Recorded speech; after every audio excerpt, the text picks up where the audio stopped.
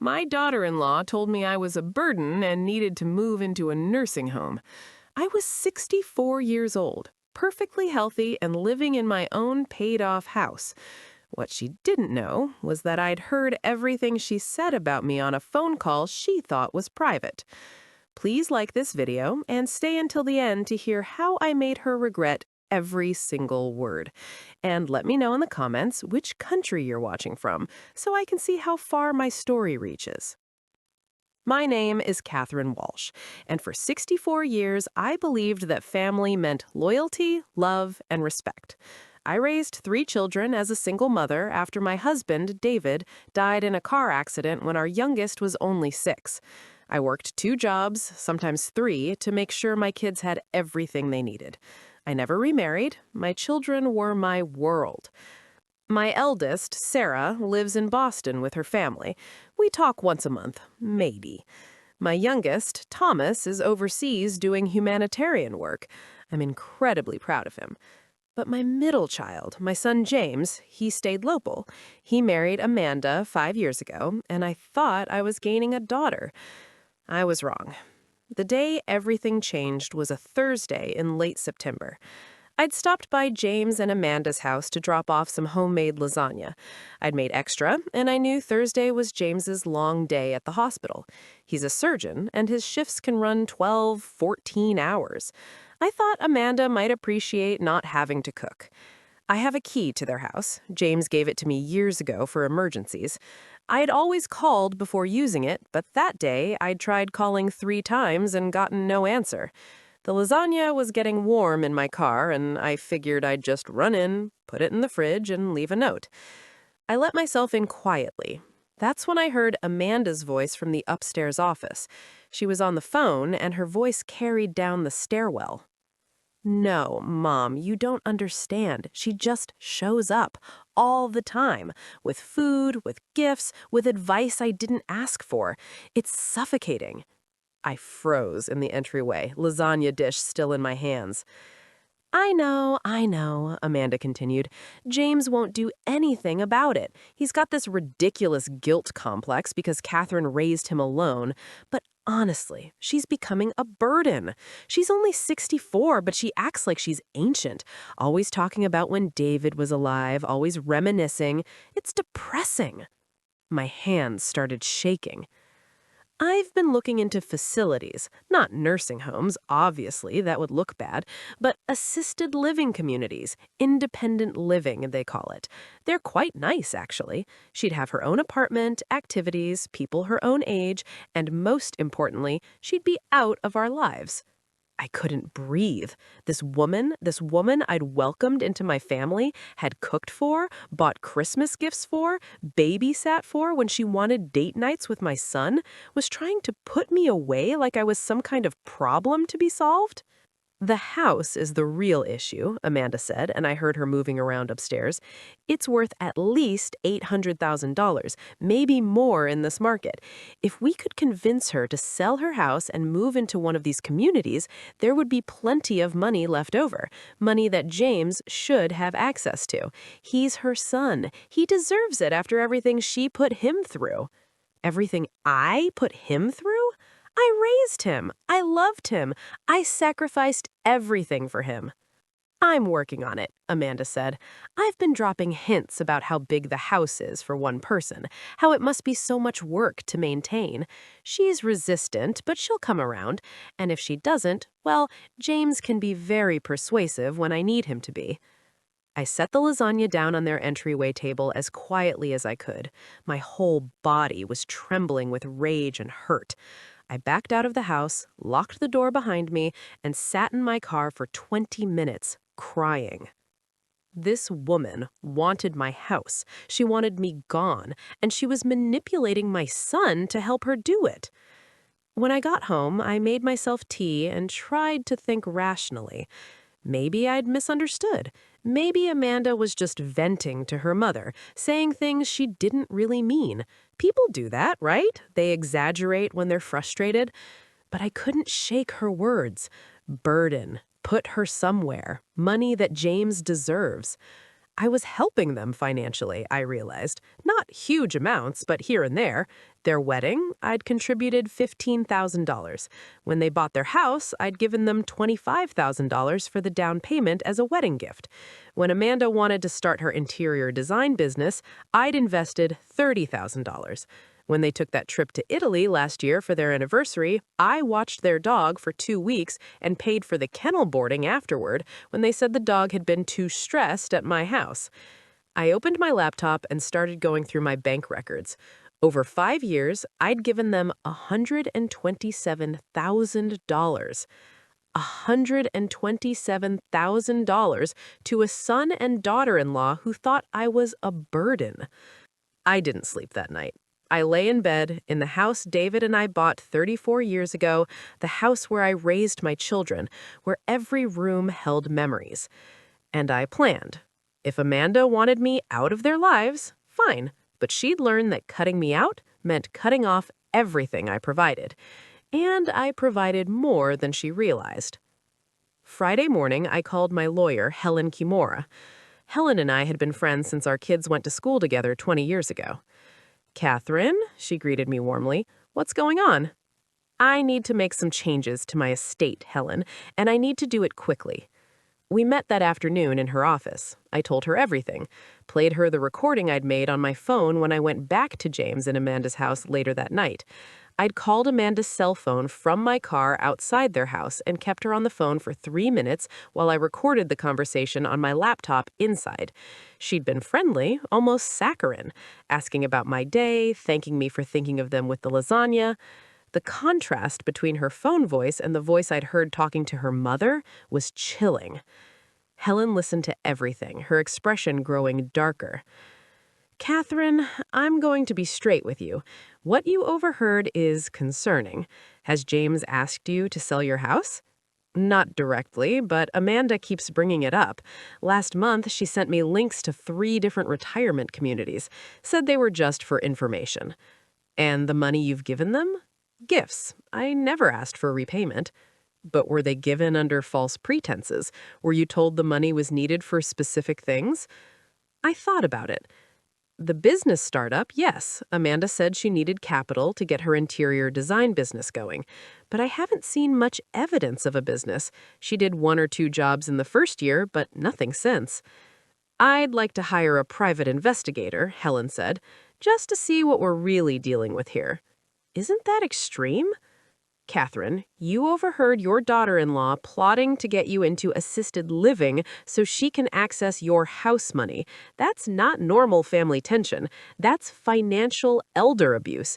At 64, you're protected under elder protection laws. I want to make sure we know exactly what we're dealing with before we make any moves." I authorized it. What choice did I have? That weekend, James called to invite me to dinner Sunday night.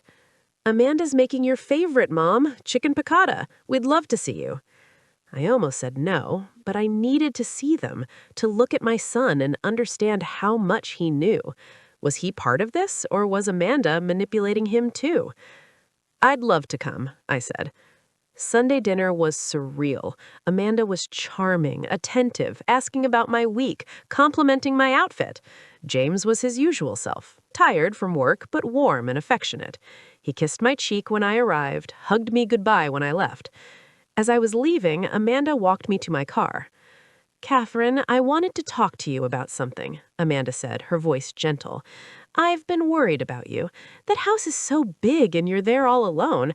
Have you thought about downsizing, maybe something more manageable?"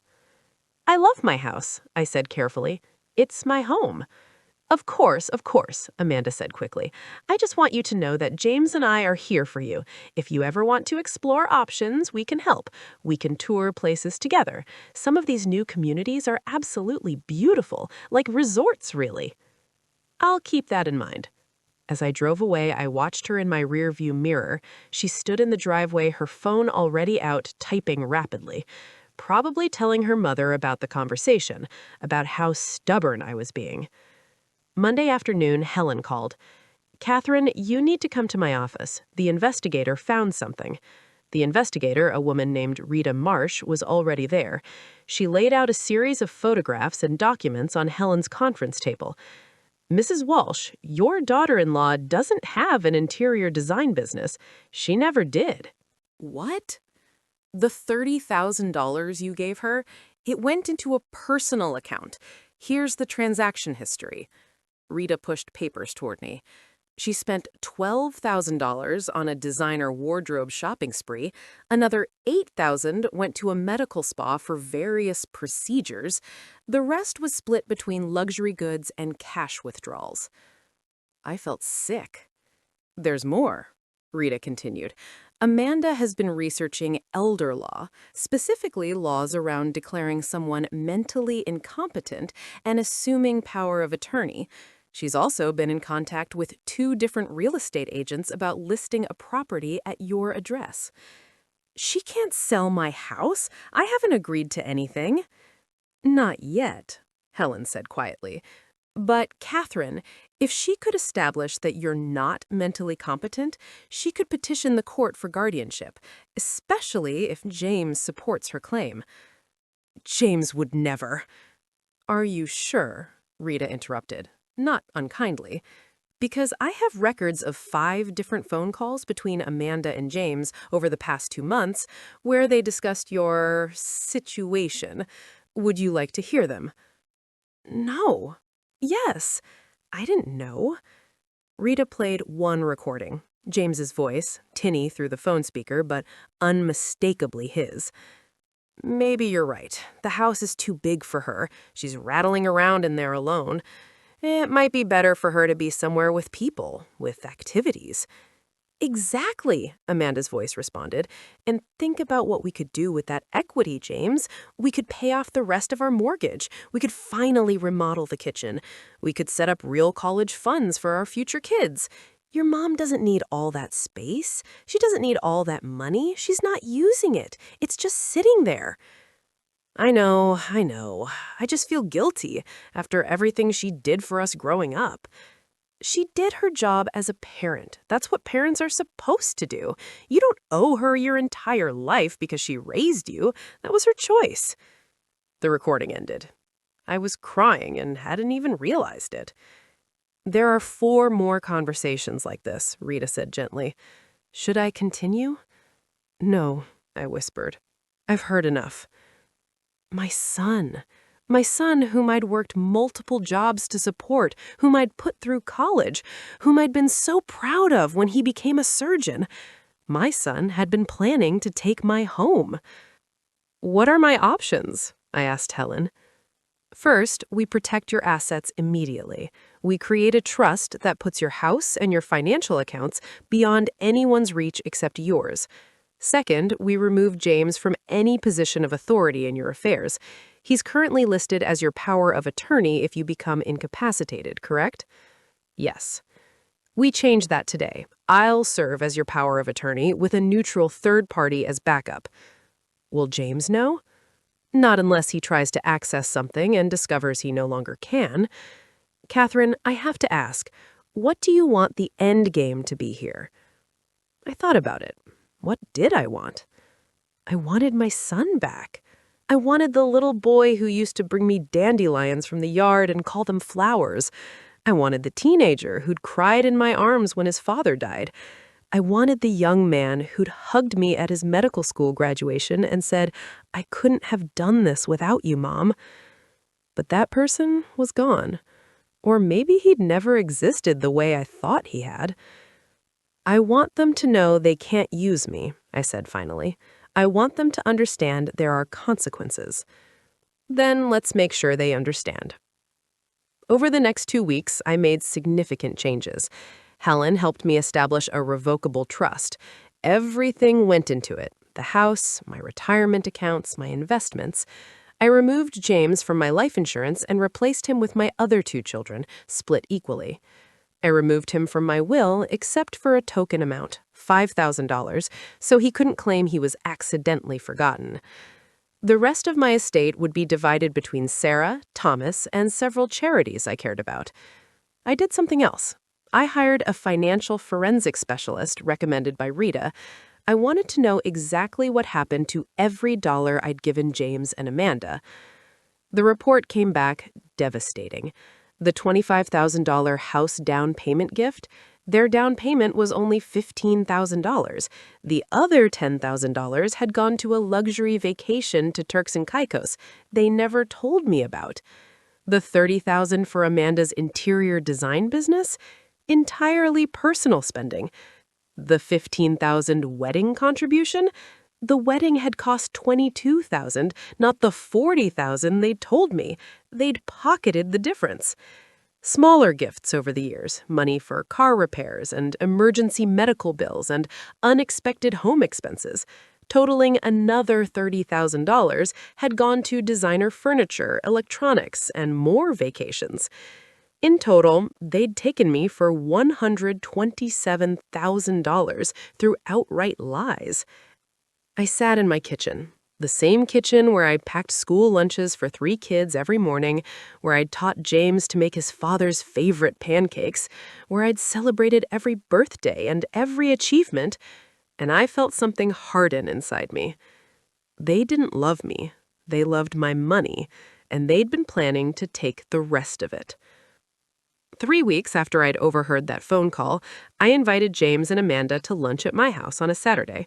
Just a casual lunch, I'd said. Nothing special.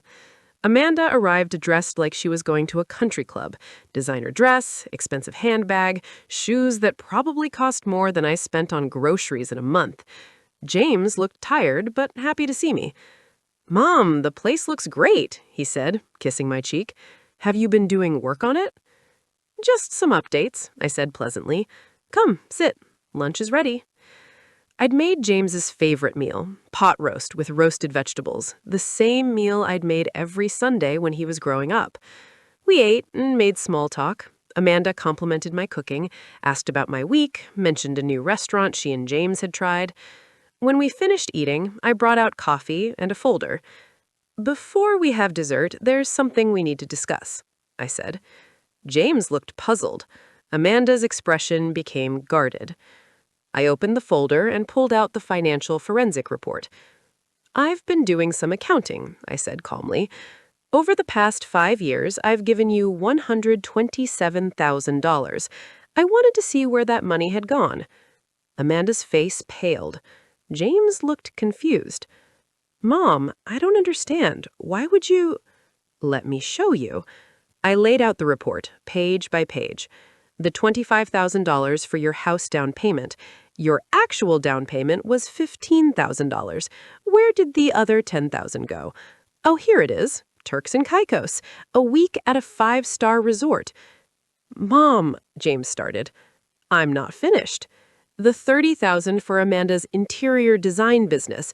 Except there was no business, was there, Amanda? It went to shopping, spa treatments, and luxury goods. Amanda stood up abruptly. "I don't have to listen to this. James, we're leaving." "Sit down," I said, and something in my voice made her pause. "Or I'll send this report to the district attorney's office and file charges for elder financial abuse." She sat. "You've been lying to me for 5 years. Every request for help, every sob story about struggling financially, it was all lies. You took my money and spent it on luxuries while telling me you were barely getting by." "We didn't force you to give us anything," Amanda said sharply. "You offered. You wanted to help." "I wanted to help my son.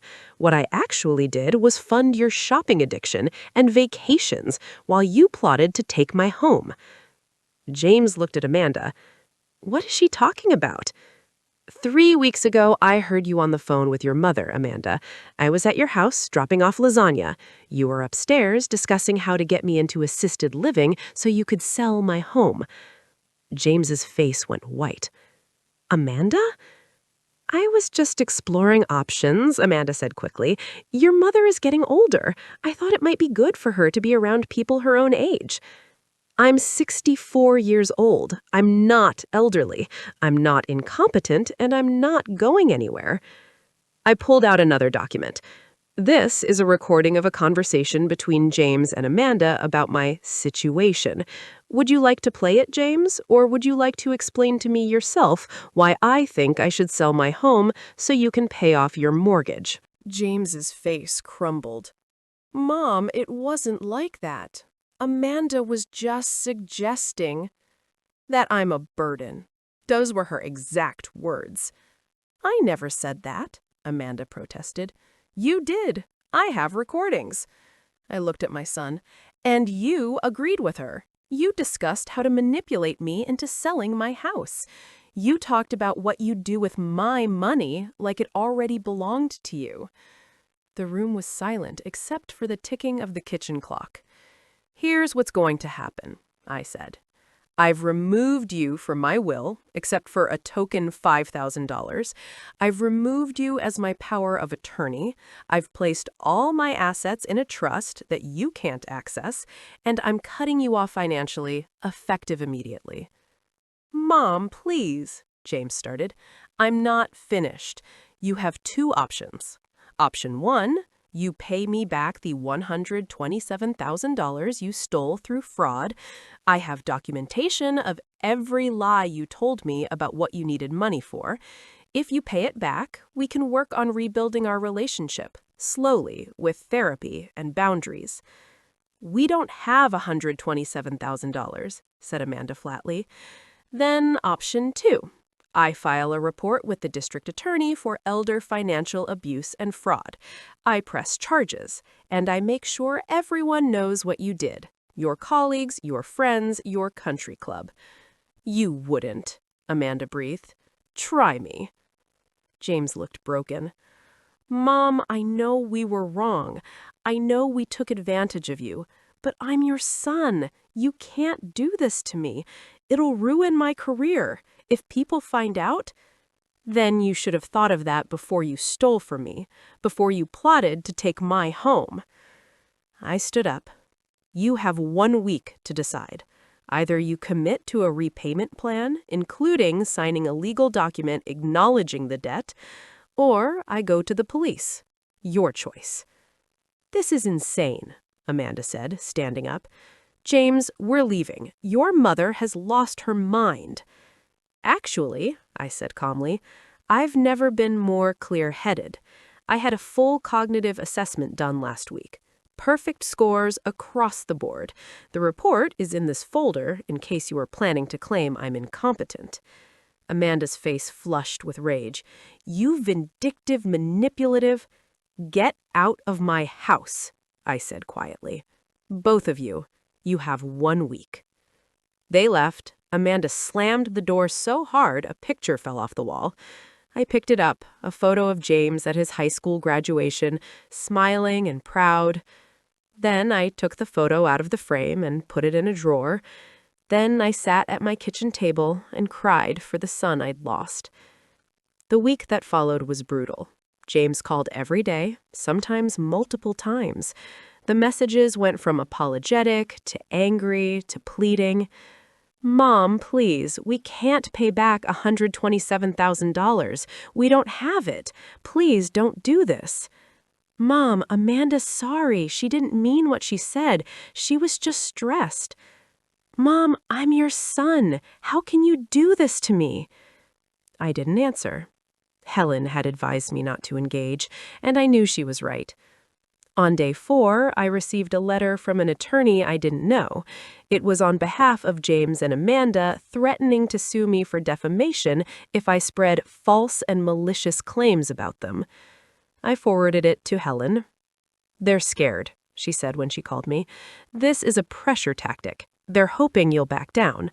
I won't. Good. Because, Catherine, I think you should know, I've been contacted by James's sister, Sarah. She wants to talk to you. I hadn't spoken to Sarah about any of this. I'd been too ashamed, too hurt. But I called her that evening.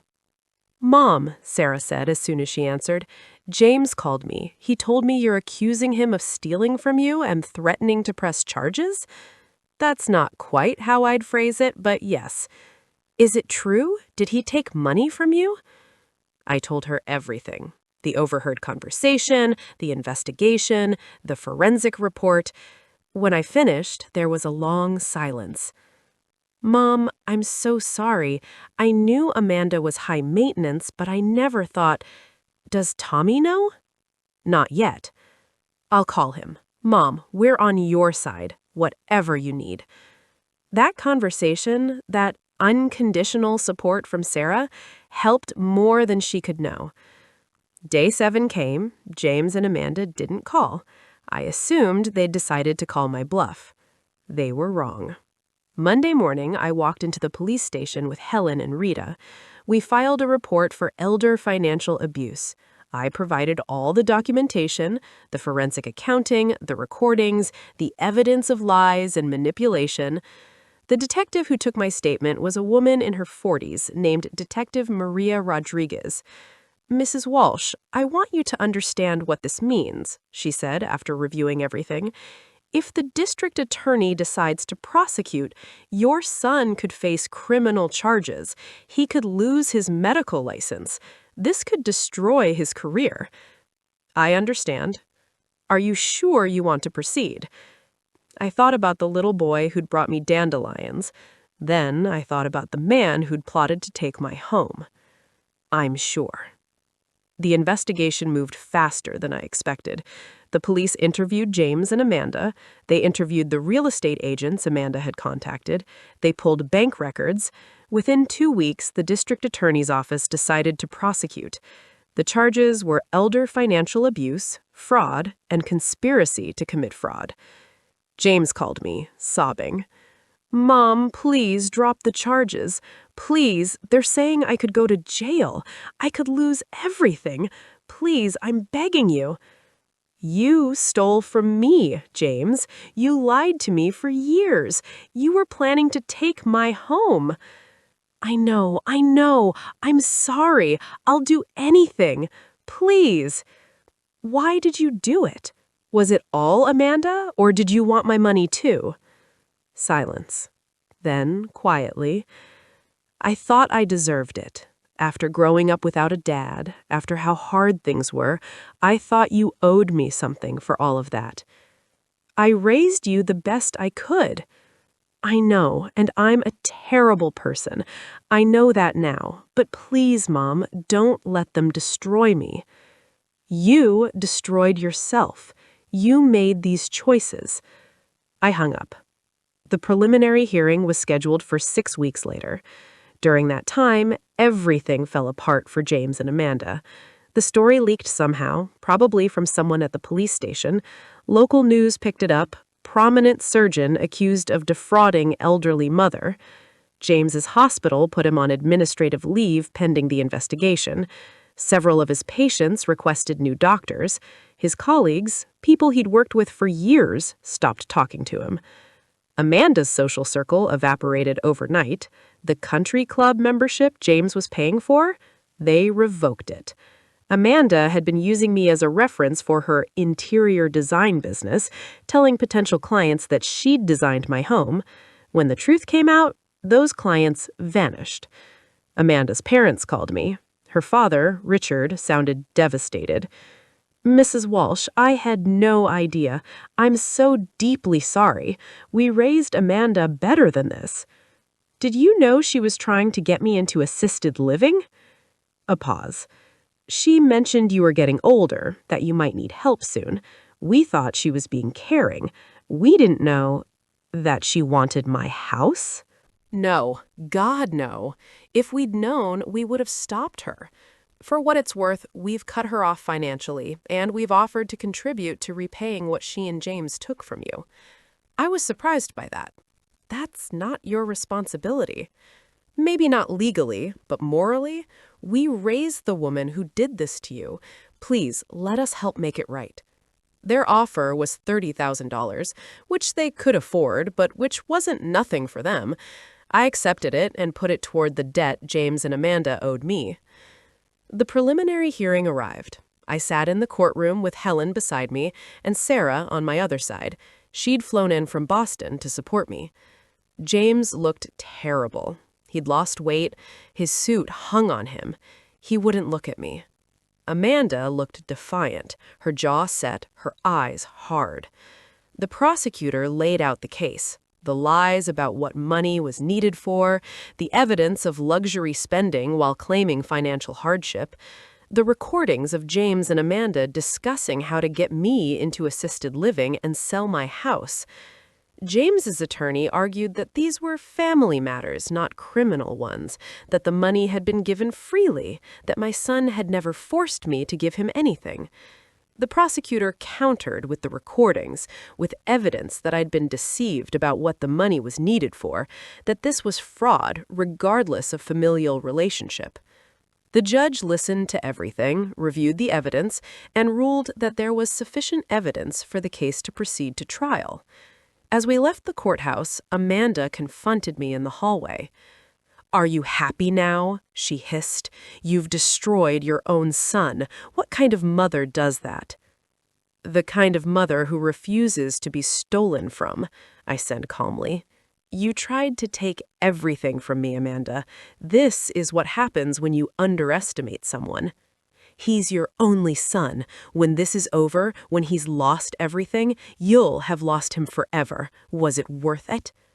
I looked at her, this woman who'd smiled to my face while plotting behind my back. "He was already lost. You saw to that." Sarah pulled me away before Amanda could respond.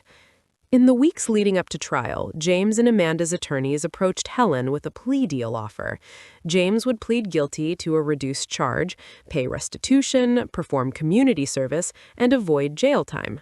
"What do you think?" I asked Helen. "It's not a bad deal. He avoids a felony conviction, keeps his medical license, and you get your money back. But Catherine, it's your decision." I thought about it for days. Did I want my son to go to trial? Did I want him to potentially go to jail? The answer was complicated. I didn't want to destroy him, but I also couldn't let him face no consequences for what he'd done. I agreed to the plea deal with conditions.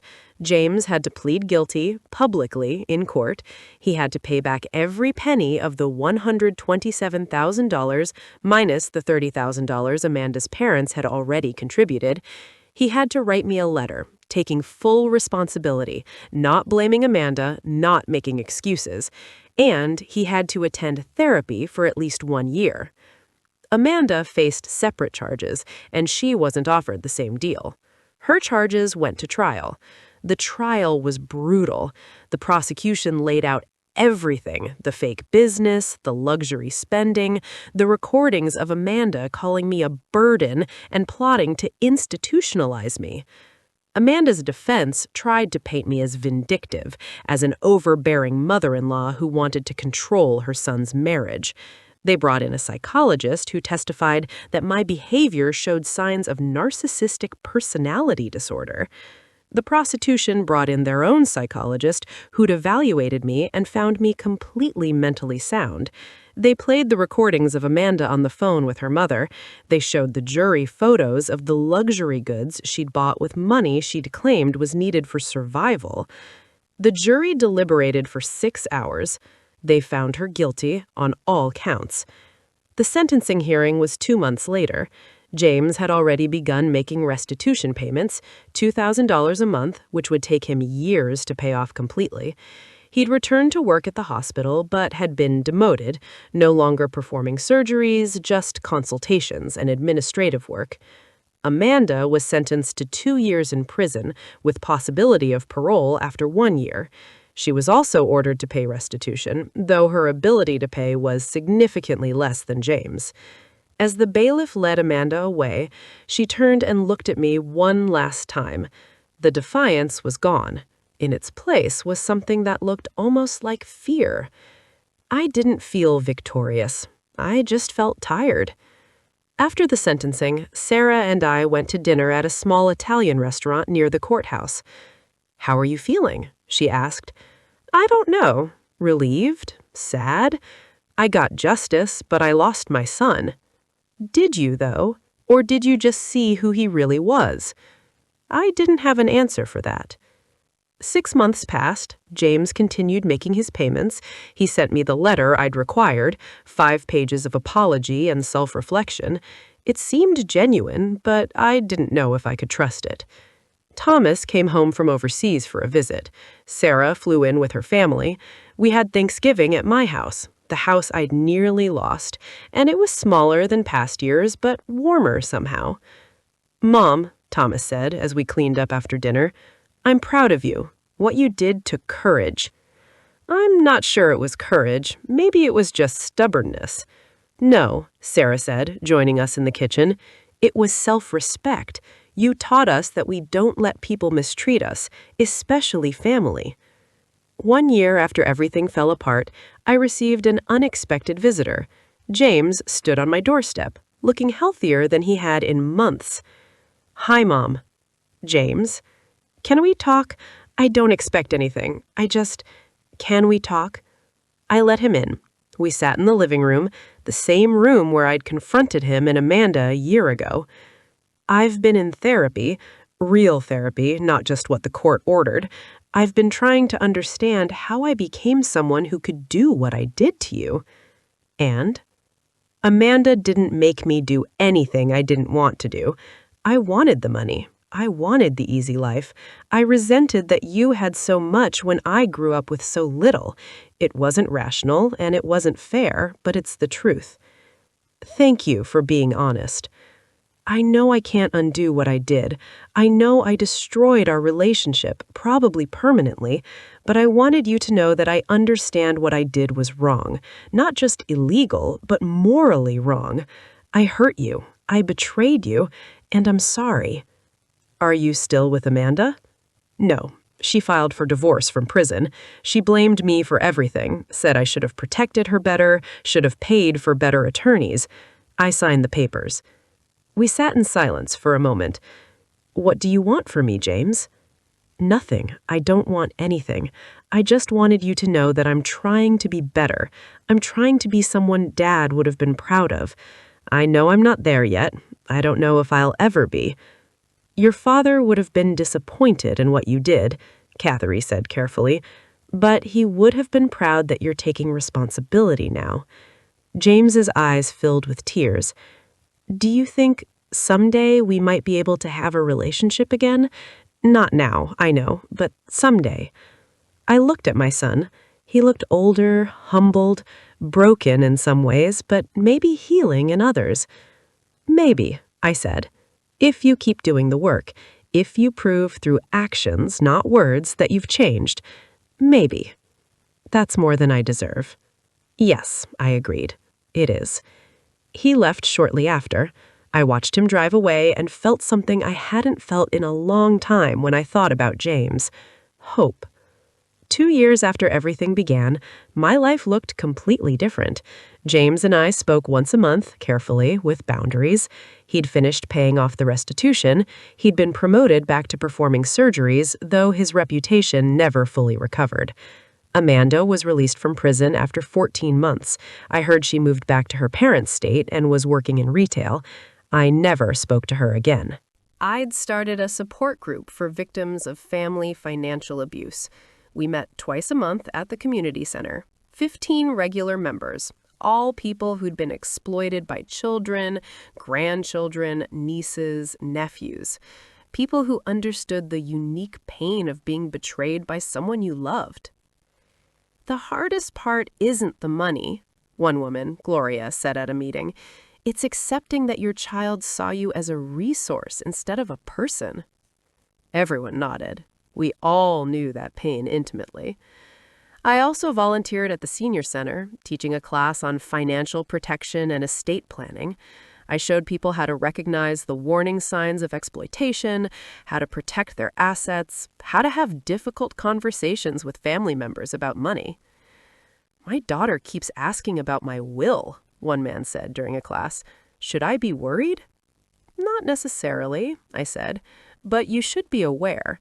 If the questions are frequent, if they're paired with suggestions that you're too old to manage your money, if there's pressure to give them access to your accounts, those are red flags."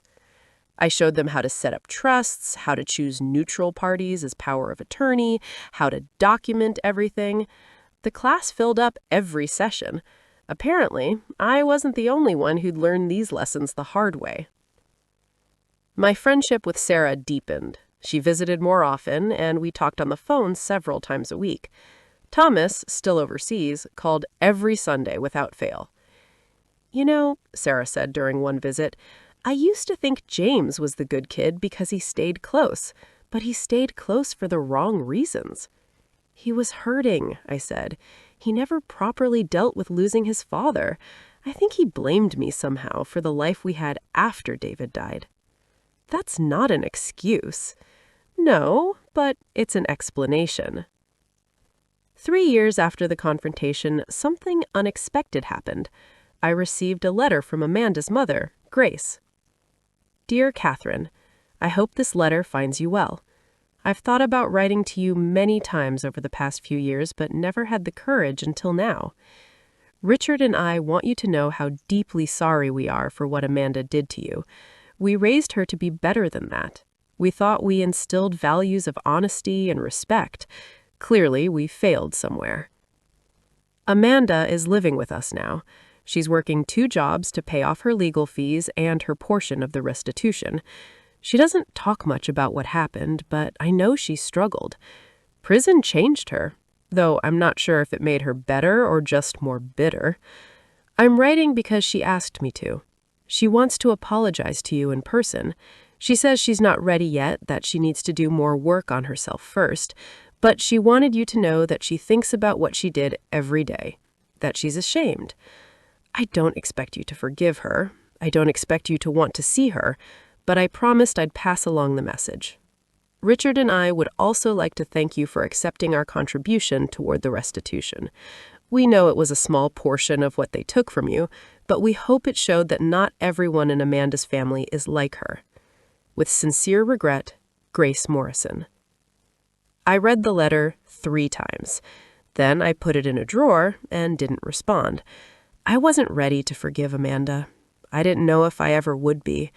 But the letter meant something. It meant she was at least acknowledging what she'd done.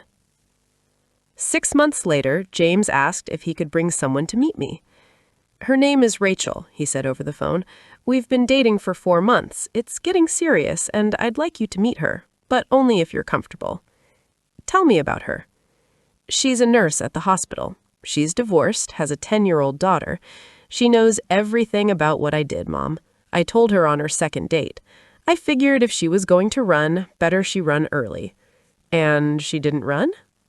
She said everyone deserves a chance to be better than their worst mistake, but she also said she'd never let me near her finances. He laughed, but it was self-deprecating. Smart woman. It sounds like it. Will you meet her? I thought about it. Yes. But James, if this gets serious, if you marry this woman, I need you to understand something. I will protect myself. I will have boundaries. I will never be in the position I was before. I understand. And Mom, I wouldn't want you to be. What I did to you, it's the worst thing I've ever done. If I could take it back, I would. You can't take it back. You can only do better going forward. I'm trying. I met Rachel 2 weeks later at a casual restaurant. She was pretty, warm, with an easy smile and intelligent eyes. Her daughter, Maya, was shy but polite. It's nice to meet you, Mrs. Walsh. James talks about you a lot. Good things, I hope? Complicated things, she said honestly. He told me what happened. I wanted you to know that I don't expect anything from you. I'm not here to try to make you trust him again or to play happy family. I just wanted to meet you because you're important to James and he's important to me. I liked her immediately. She was direct, honest, didn't try to manipulate or charm me. Over lunch, I watched James with Maya. He was patient with her, kind, asking about her school and her interests. He'd never been around children much. Seeing him like this, I glimpsed the father he might become. He's good with her, I commented to Rachel. He is. He's been taking things slowly, which I appreciate. He's not trying to replace her father, just trying to be a positive presence in her life. After lunch, as we were saying goodbye, Rachel pulled me aside. Mrs. Walsh, can I say something? Of course. James is a good man who did a terrible thing. I don't know if you'll ever be able to fully forgive him, and I wouldn't blame you if you couldn't, but I wanted you to know that the man I know, the man he is now, he's genuinely trying to be better. He volunteers at a free clinic twice a month. He's in therapy. He's doing the work. Why are you telling me this? Because I think he needs you to know that you're confronting him, you're holding him accountable. It didn't destroy him, it saved him. He was on a path that would have destroyed him eventually anyway. You just forced him to face it sooner. I didn't know what to say to that. Rachel squeezed my hand and walked back to her car. That night, I thought about what she said. Had I saved James by confronting him, or had I just protected myself? Maybe it was both. 4 years after everything fell apart, James asked if I'd come to Thanksgiving at his place. He and Rachel were engaged now, planning a small wedding in the spring. Sarah and her family will be there, Thomas is coming too, Rachel's parents, her daughter. We'd really like you to be there. I don't know, James. Mom, I'm not asking you to pretend nothing happened. I'm not asking you to forget. It's been 4 years. I've paid back every penny. I've done the therapy. I've tried to show you through my actions that I've changed. I'm not asking for your trust back. I know I haven't earned that yet. I'm just asking for a chance to have you at my table for one meal. His voice cracked on the last words. Okay, I said. I'll come. Thanksgiving at James's house was surreal. Rachel had decorated beautifully. Sarah and her family were already there when I arrived. Thomas showed up 20 minutes later, fresh off a plane from Kenya. Maya ran up to me when I came in. Mrs. Walsh, I made place cards. You're sitting next to me. We ate turkey and stuffing and all the traditional dishes. Rachel was a good cook. James looked happier than I had seen him in years. After dinner, while others were having coffee, James pulled me aside. Mom, I have something for you. He handed me an envelope. Inside was a deed, my house deed, which had been in the trust Helen had set up, along with a letter from James. Mom, I know I can never undo what I did. I know I can never give you back the years of trust I destroyed, but I wanted you to have this as a symbol. I am formally, legally waiving any claim to your estate. I don't want your house. I don't want your money. I don't want anything except the chance to be your son again, not your beneficiary. Everything you have, you should leave to Sarah and Thomas, or to charity, or to whoever you want, not to me. I don't deserve it, and I don't want the temptation. I just want you. Love, James. I looked at the paperwork. It was legal, notarized, official. He'd given up any claim to my estate. When did you do this? Last month. I've been working with a lawyer. It's done. It's final. Mom, I don't want your inheritance. I just want my mother back. I felt tears on my cheeks. James, I know it doesn't fix everything. I know it's just paper. But I needed you to know that I mean it. I'm not that person anymore. Or I'm trying not to be. I hugged my son for the first time in 4 years. Really hugged him. He held on tight, and I felt him shaking. Thank you, I whispered. I'm sorry, Mom. I'm so sorry. I know.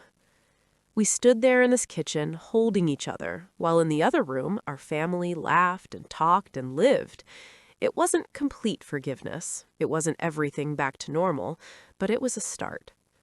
5 years after the confrontation, I stood in a small garden behind a boutique hotel, watching James marry Rachel. Maya was the flower girl, beaming in her pink dress. Sarah stood beside me, holding my hand. He looks happy, she whispered. He does. Rachel's vows mentioned how James had taught her about the power of accountability and change. James' vows mentioned his mother, how I'd taught him that love means holding people accountable, even when it hurts. My mother could have let me continue on a destructive path. Instead, she loved me enough to stop me. She showed me that real love includes real consequences. Rachel, I promise to love you with that same courage, to hold myself accountable, to be honest, even when it's hard, to be worthy of your trust. I cried through the entire ceremony. At the reception, James gave a toast. To my mother, who taught me that being a good person is more important than being a comfortable person. Mom, I know our relationship isn't what it used to be, but what we have now, it's built on truth, and that's stronger than what we had before. Everyone raised their glasses. I met James's eyes across the room and nodded. He was right. We'd never have what we had before, but maybe this was better. This was real. Now, at 69 years old, I can look back on those dark days 5 years ago with perspective. What Amanda and James did to me was terrible. The betrayal, the manipulation, the plotting to take my home, it was devastating. But fighting back saved me in ways I didn't expect. I'm not the same person I was 5 years ago. I'm stronger, I'm more careful, I have better boundaries. I know my worth isn't tied to what I can provide for other people.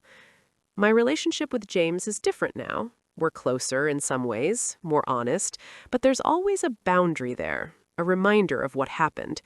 He knows I love him. He also knows I won't be exploited again. Sarah and Thomas and I are closer than ever. They saw me stand up for myself, and they respect me for it. My work helping other victims of family financial abuse has become one of the most meaningful things I've ever done. I've helped dozens of people recognize exploitation and protect themselves. I've helped them understand that setting boundaries with family isn't cruel, it's necessary. The support group I started now has 40 regular members. We've created a resource network, lawyers who specialize in elder law, therapists who understand family trauma, financial advisors who can help protect assets. Last month, a woman named Patricia came to the group. Her son had been asking for money constantly, always with emergencies that never quite added up. She was starting to suspect something was wrong, but felt guilty for doubting him. I sat with her after the meeting and told her my story, all of it. The overheard conversation, the investigation, the confrontation, the trial. "What should I do?" she asked. "Document everything. Hire professionals. Trust your instincts. And remember, protecting yourself isn't betrayal. Letting someone exploit you isn't love." 2 weeks later, she called to tell me she'd confronted her son and discovered he'd been funneling her money to support a gambling addiction. She'd cut him off and insisted on therapy as a condition of continuing their relationship. "I never would have had the courage if I hadn't heard your story," she said. That's why I'm sharing this now, because family financial abuse is real, common, and devastating. Because too many people stay silent out of shame or guilt. If you're watching this and something in my story sounds familiar, if you've been making excuses for family members who always need money, if you've been told you're selfish for not helping more, if someone is pressuring you to sell your home or give you access to your accounts, listen to that feeling in your gut. You're not crazy. You're not being paranoid. You're recognizing exploitation. And you have the right to protect yourself, even from family, especially from family. Would I change anything about how I handled the situation? Maybe. I would have confronted James and Amanda sooner. Maybe I would have set boundaries before it got so bad. But I don't regret standing up for myself. I don't regret pressing charges. I don't regret holding them accountable. Because accountability, real consequences, that's what created the possibility of real change. If I'd just forgiven them, if I'd swept it under the rug and continued enabling them, James would still be that person. He wouldn't have done the work. He wouldn't have become someone better. Sometimes the most loving thing you can do for someone is refuse to let them destroy themselves, even if that means they face consequences, even if your relationship changes permanently. My house, the house David and I bought 34 years ago, is still mine. I've redecorated some, updated others. It's not a shrine to the past anymore. It's a home I'm actively living in. My estate is protected. Sarah and Thomas are the primary beneficiaries. James knows this and supports it. There are donations set up for the Elder Justice Coalition and several other charities I care about. I have a good life. a full life.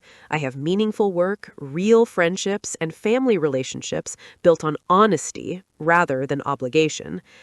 And every time someone in my support group tells me they found the courage to set boundaries with an exploitative family member, every time someone thanks me for sharing my story, I know that what I went through wasn't just for me.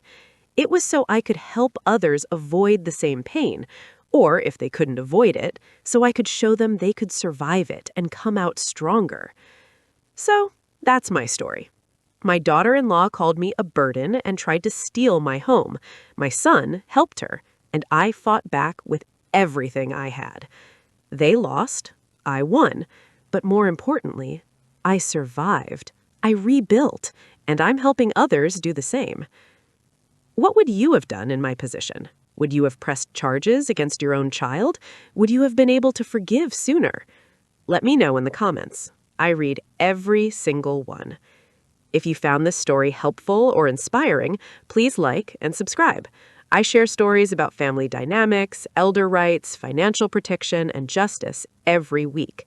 Hit that notification bell so you don't miss the next one. Remember, you are not a burden for existing.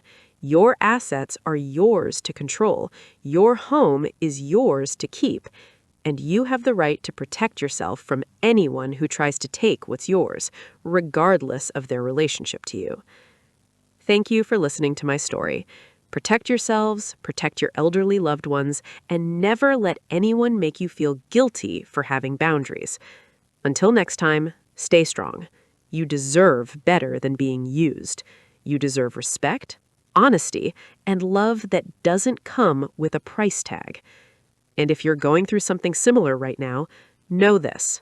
You're not alone. You're not wrong for feeling used. You're not a bad parent, grandparent, or family member for protecting yourself. You're human, and you deserve dignity. Take care of yourselves out there. I'll see you in the next video.